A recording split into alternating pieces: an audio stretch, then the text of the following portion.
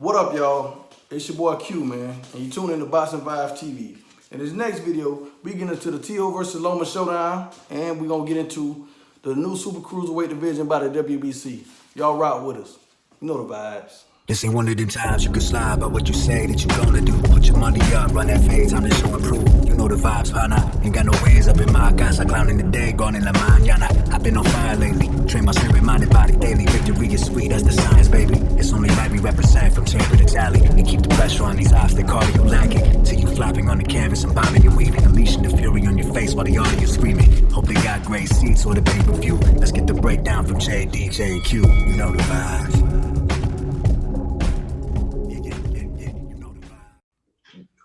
What up, boxing world? It's Boxing Vibes TV coming through.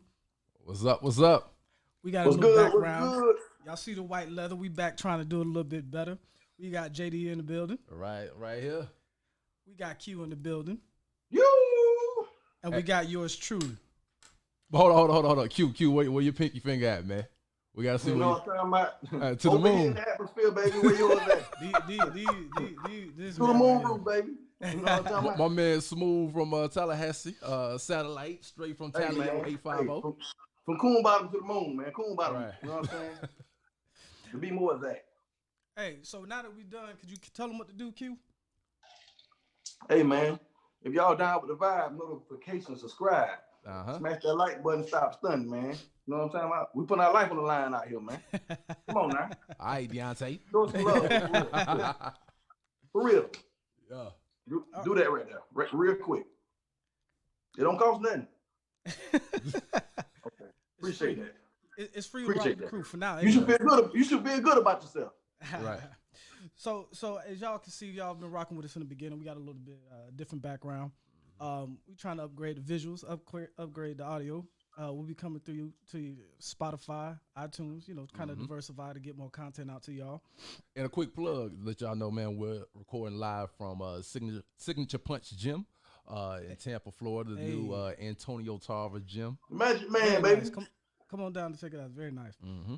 All right, so we're going to get right into it, jump into the first topic. November 17th, a thing happened. Big fight. A treat to the fight fans. Teofimo Lopez versus the Matrix. Lomachenko. October 17th, brother. October. Oh, yeah, you're right. Excuse me. Appreciate it. October 17th. I'm already. Listen, I'm trying to get 2020. You just ahead of the game, baby. It's okay. Listen, I'm trying to get 2020 over as quick as I can. 2021, huh? Listen, man, I'm trying to get up. I'm trying to look past the election. But anyway, October 17th, the thing happens. Thank you, fellas. The Matrix versus the Takeover. Reactions to that. Q, take it. Oh, man, me personally, man, if y'all paid attention to last week, man, if y'all check this out, you know what I'm saying? My prediction, I'm going to give you my prediction first. My prediction was T.O. in 9 rounds by TKO, KO, whatever. I had T.O. So, micro muscles in the building. Don't worry about it. I'm just flexing on, I was right on my prediction as far as who won. Now, the way the fight went, I said, no. When I did say this at some point, because we done talked about this fight for a while, this was my fight I thought would be fight of the year. It didn't exactly live up to that, but I said that boy Timo was going to have to put some body work. He want to put some body work in to slow the Matrix down. And I think he knocked the whole damn Wi-Fi out. You know what I'm saying? Early. Because that boy, he didn't want that much smoke, man. I mean, I understand. I feel like he was a boxer puncher. He touched that boy and kept him in control with the jab. He fought him in the middle of the ring. He didn't even bully him like I thought. As far as using his weight, he, to a large degree, he boxed him.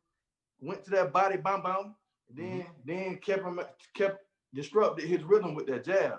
And I just felt like Lomachenko would have had to go life or death to win that fight. He was going to have to risk getting knocked out, and I don't feel like he was ready to take that risk. He played it safe. He came strong in the second half, but it wasn't enough. And then the 12th round, my boy slammed the door on him because I'm not going to play with you. I know I'm up on the card. I feel like that, but I don't trust Bobby Aaron. I don't trust Sir. I'm not going to leave it to the judges. And he pounded him in the 12th round. He landed the harder punches in the 12th. He kept his foot on the gas like he's supposed to do. And he got what he deserved. Shout out to that boy, man. You know what I mean? Air Brooklyn. JD, how'd you have this going? Prediction and your reaction to actually what happened? Man, honestly, man, I actually was pleasantly surprised, man, because I really honestly didn't expect it to go to the car. I was hoping that Tio would knock him out, but I felt that if it got to the cards, that most definitely we would see Loma get a decision if it got to the cards.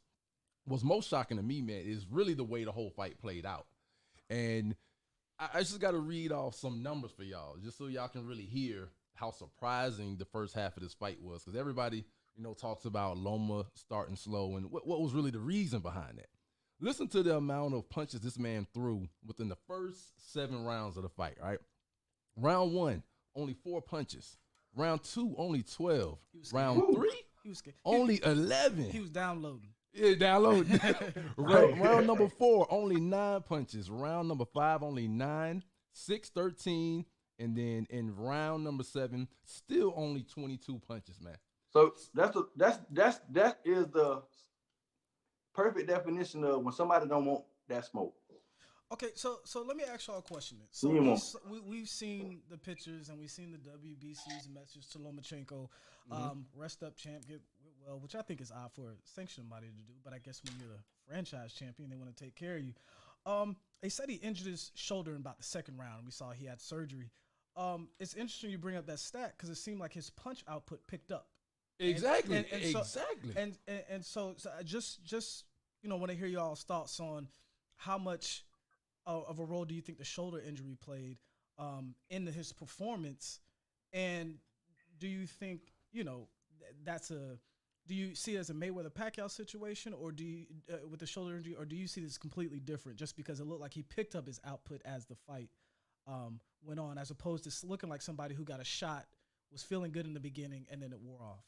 Man, listen, I'm going to tell you right now, I do not at all buy the whole shoulder excuse.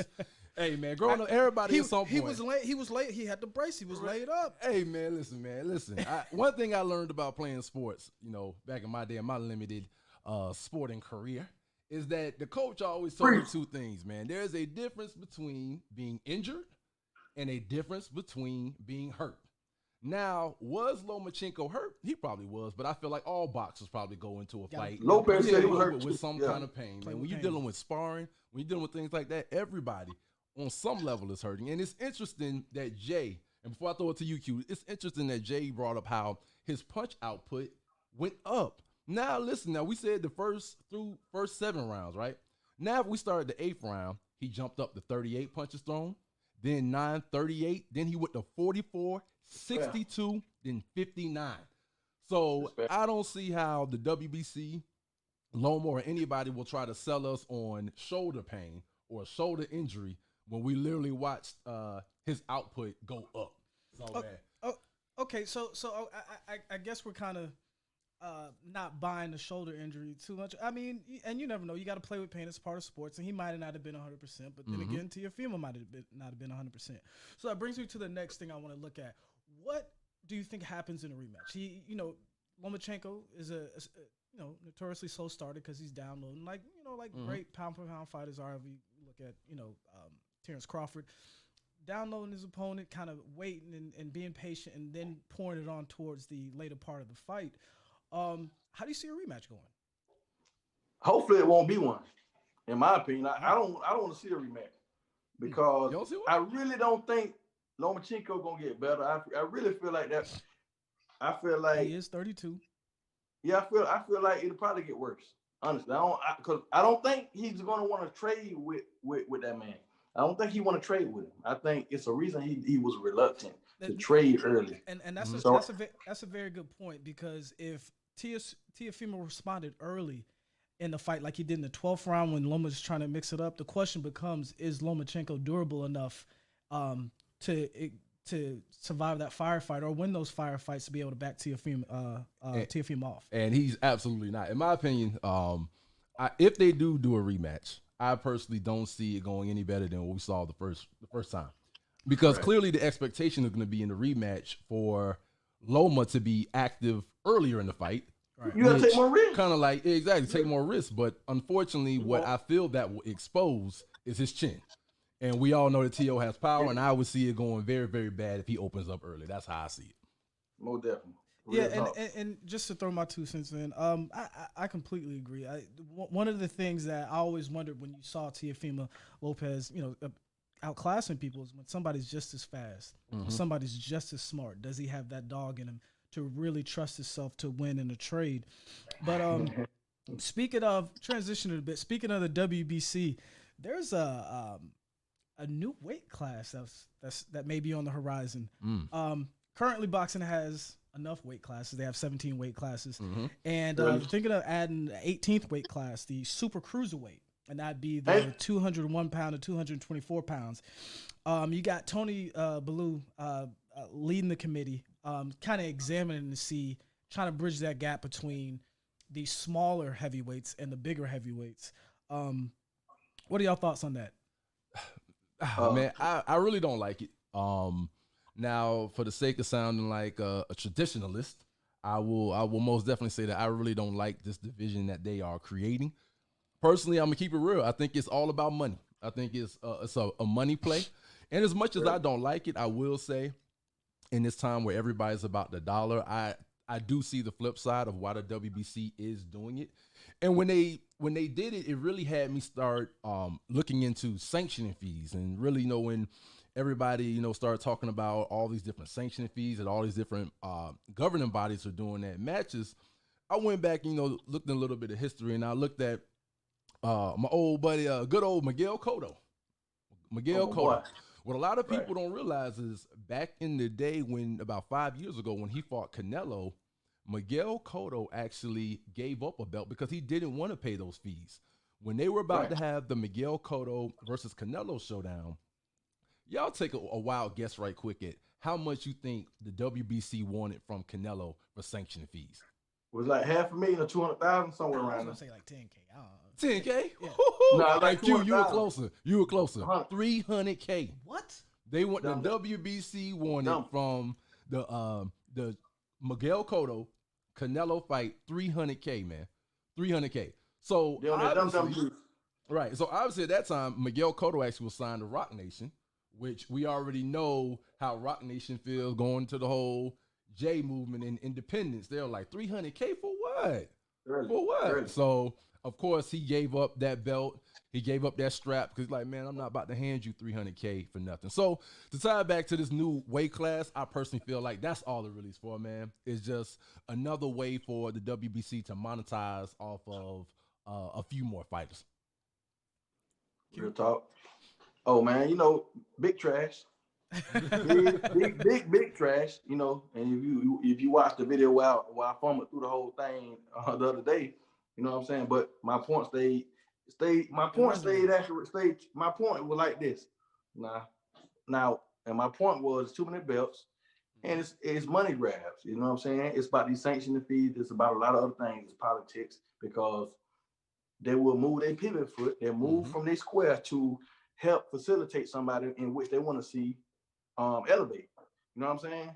And this right here, I mean, it's not necessary, but I don't like it. I don't like it. But what I do see, as far as Deontay Wilder, because they want him in Usyk. They want Deontay Wilder. Deontay Wilder gonna put some butts in seats, because He gonna bring. be the face of it. He be the first face. You know what of he it. gonna bring? Mhm. You know what I'm saying? He bringing that NyQuil, man. You know what I'm saying? He was trying to put you to sleep. He bringing that. He bringing action. And with that being said, if they're throwing a big enough bag at him, I can see him taking a fight. But I don't think it won't be as big as the bag with Tyson Fury, and we talked about this, Tyson Fury or Joshua. But I can see him get some rounds in, and but I really don't like it overall. Trying to see a flip side, but I don't like it one bit, because it's too many belts, and there's too much politics in boxing. And this ain't anything, and it takes away from the lineage of the sport. When Muhammad Ali, you got Ken Norton. Ken Norton was a small heavyweight. You got all these guys that was Mike pillars in Tyson. the sport.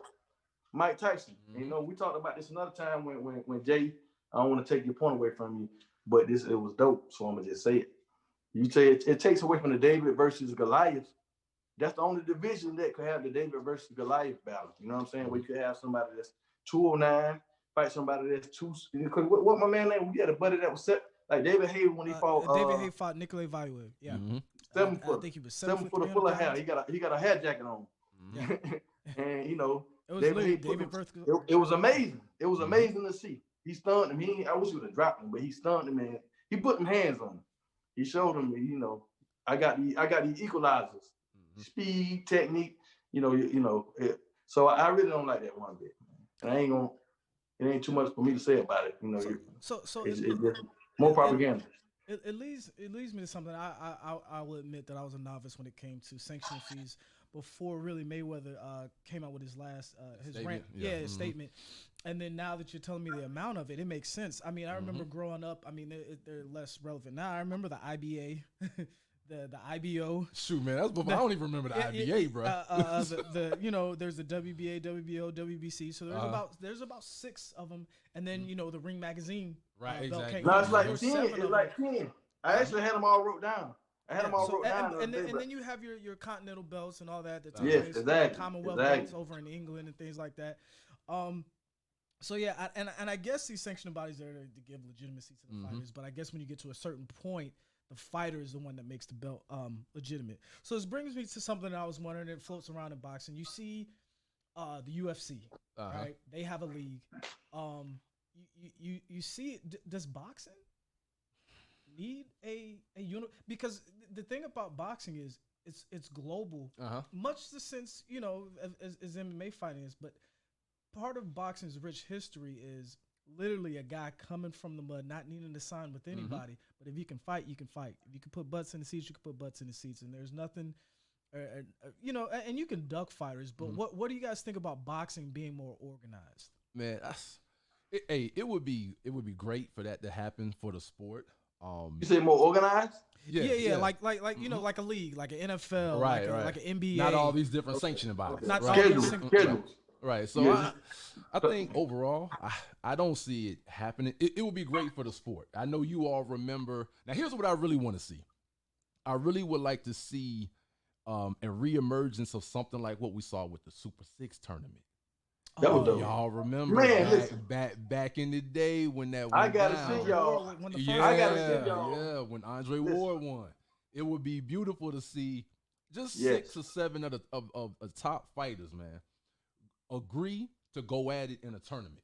All right, you lose, cool. Change it down to the next bracket. Keep giving fans the best fights, and I think that would be a beautiful thing overall for us. But as far as boxing really being on an independent contractor kind of level, man, I throw it to Cuba, man. I kind of don't see it, but Jay, you bring up a good point, man. It'd be lovely if we could see a more uniform body where everybody agrees to take part and we get the fights we want. Right. Yeah. And so with that, the question was about how we like to see boxing being more unified. I mean, more organized like other sports. So without less politics. Fighters. Well, it might not be less politics. We might get to see the fights we want to see, but it might be more politics for the fighters behind the scenes. Like it might benefit the fans, but it might be at the detriment to the fighters. They might be able to cap their pay, have certain tiers. So right, well, on that part of it, yeah. Because they probably have to agree up front to the money piece, right? And that's what you don't know if fighters are going to agree. What I will say, just keep it brief, man. I would like to see a Super 6 tournament with welterweights or with the lightweights. Because those divisions are very exciting to me, and it's things we've seen the politics play out in both of those, whatever. With them playing the game with Evan Haney with his belt, with them making a franchise title for Lomachenko to help him duck the belt that Devin Haney got, so he could say he unified. But you got Tank Davis got a belt and you got Devin Haney, but I don't like that. I will say it is a bit ridiculous. There's a WBC regular champ. There's an interim champ. It's too much. There's a super franchise. So it does get a bit ridiculous, and you see them. Let me play devil's advocate a bit, and then with the climate of everything going on, you create a union, you create a league. That union, the league has more. The league is gonna have more power than union most times, and then you can freeze out fighters. Right, we kind of see it a little bit with PBC and Top Rank, right? But I bring up Colin Kaepernick just to kind of cross-reference. The NFL freezed him out. So as we might get to see more fights that we want to see, that gives the possibility of that once you build this big behemoth, this worldwide, just like the IOC or any, the boxing body over soccer. Corruption's not going to go away, especially when there's money involved. So. just playing devil's advocate, do you think boxing, the way it is, for more like a freelance enterprise, is better off in that sense then?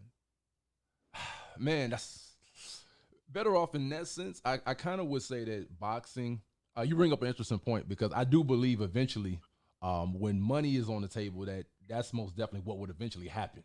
If enough fighters got under one person and that happened. But you know what? I think it could still happen if fighters, it's really all about the contract. Now that you bring that up, it's really all about the contract. If these fighters structured the contract in a way to where, all right, this is a 3-fight deal for this tournament. Once this tournament is complete, all right, we all done, then we sign another contract. I think there's a way to have a happy medium where we could see the best fight the best kind of in a tournament style, and then they still have their freedom to not be locked into anything long term.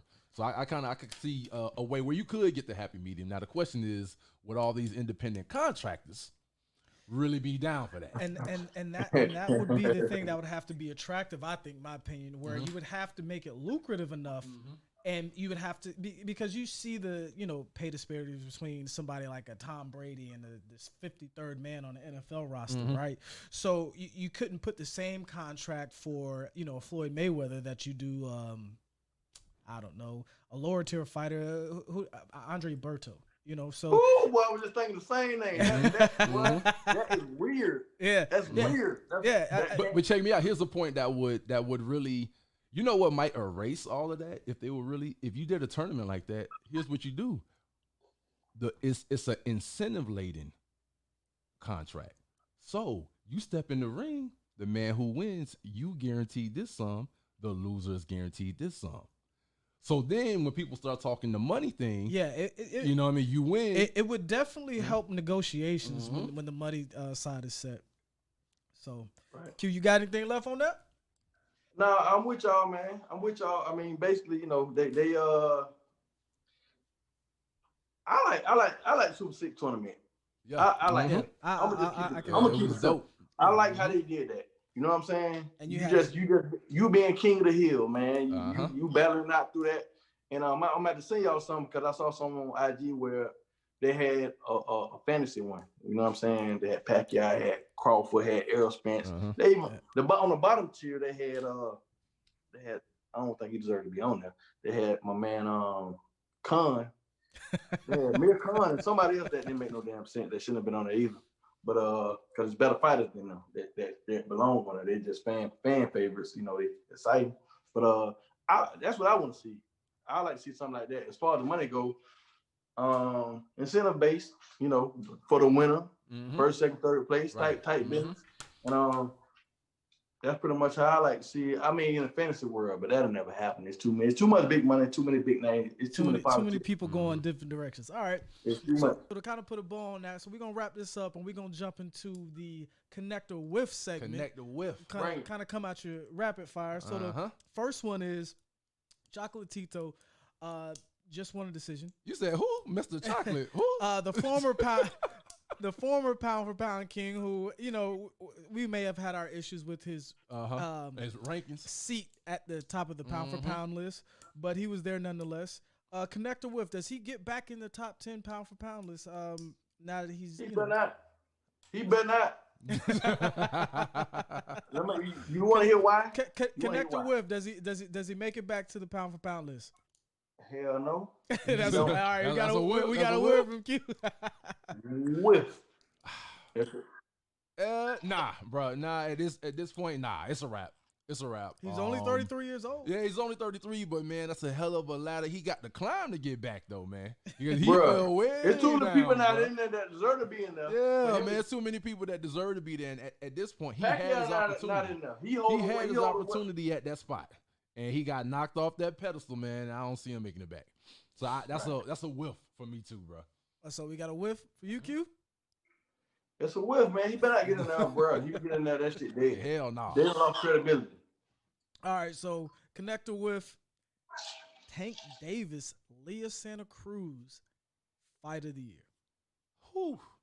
Hey, man, I'm gonna say a connect on that. I'm gonna all the way go connect on it. Now, prior to last weekend, I honestly would have said that I expected Loma and Tio to be Fight of the Year. I did also. Yeah, you know what I mean? But Oh. now that that's past and gone, I'm gonna go with, because I think Leo's gonna go out on his shield, straight up. I don't see Leo trying to stay away from Tank. I don't see him trying to duck, dodge, move around the ring. I think this is gonna be a war, and it's gonna be a war until Leo goes down, straight up. So I'm gonna go Connect on this one. I'm gonna go with, because if Leo don't if he don't duck and do all the other shit you're talking about, he gonna go to sleep. Because so you say it won't be able to be a fight of the year because it'll be a knockout so early. early. That boy gonna get his ass knocked out, because Tank got them bombs, and I ain't know that Leo Santa Cruz jumped like 2 weight classes. Not necessarily. He did hold it two? No. He's held normally a at belt. 126, but he does hold the belt at 130. But we fight at 135. Yeah. Right? Okay. Right. Back to my point. He gonna go to sleep. If he want to stand there and trade, he want to fight Mexican style like they talk about. Mexicano style. You know, if they want to do that, bro, I feel like Tank gonna smash his ass, bro, and he better. But don't get me wrong, I respect Leo Santa Cruz. He a dog.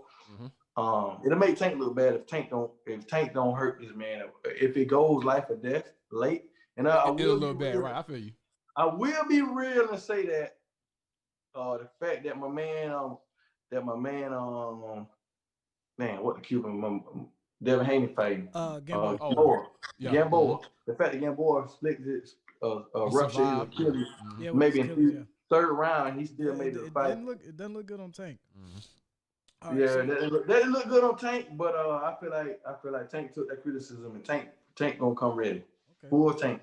So we got to connect for JD. Yeah, you got to whiff for Q. Okay, so whiff. Moving to the next one.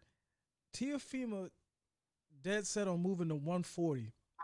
Connector whiff. I mean, at the 140 division, the champs are Jose Ramirez and Josh Taylor, and he's talking about immediately bypassing the food chain and going after those belts. Connector whiff. Who you said again? Josh Taylor and Jose Ramirez at 140. Man, it better be a whiff. Because you got Tank Davis and Devin Haney still waiting with belts, bro. And you say unified, bro. Then you got a Teofimo rematch my bad. Lomachenko rematch you could have. All those are better fights than fucking whoever you just said, bro. Be real. Hey man, listen. Hey, I'm gonna be frank, my boy. That's what I got. I don't know what JD got, but that's what I got. All right, so it's a whiff for Q. What you got, JD? Hey, you know what? Again, if we talking about the business of boxing, I gotta say it's a connect, bro. And I'm gonna tell you why, because y'all don't realize, I think Josh Taylor is with Top Rank 2, or he's connected with ESPN. Y'all don't remember, just maybe about 3 weeks ago, he fought some dude on ESPN Plus, over out of, I think, London. They fought. So I can see what T.O. means when he's saying going up to 140, because I believe the Josh Taylor fight could be made relatively easy. Now, I personally think he should hit up, Haney and one of them, like you said, Q, before he goes there. But he immediately already sees a few UK fighters to broaden, a few things up for him, especially money-wise, to go up to 140. And so so we got to connect with JD, with for Q. So to get in on the last one, like I like to customarily do, it's 140.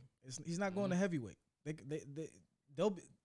Devin Haney will be there, right? To meet him there, Yeah. Shakur Stevens eventually, once his frame fills out, he'll be there.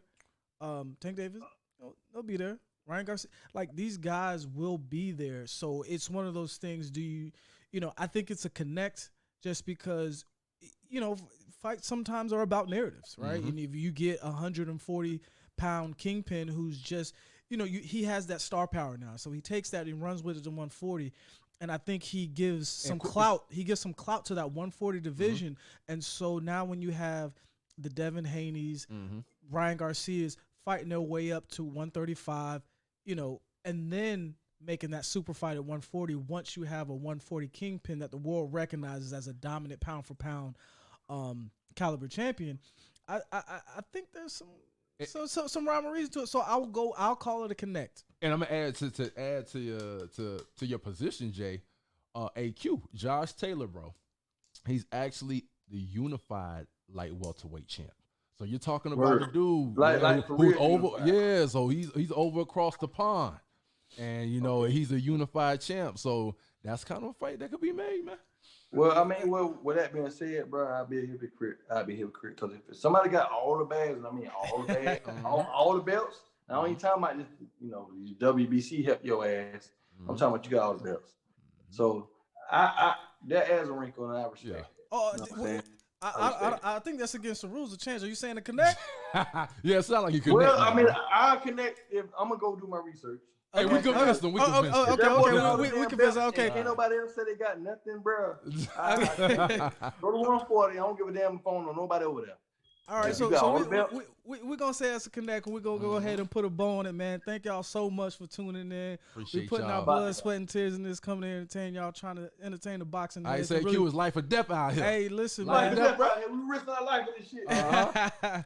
We hope y'all don't hit that smash. Y'all don't hit that smash the like button, man. Go ahead and hit the subscribe button, like button, share this. We hope y'all love us like we love y'all. Until next time, man. It's Boxing TV. We out. Boxing Vibez TV. Let's get it. Together, man. Yes, sir. Right. We out.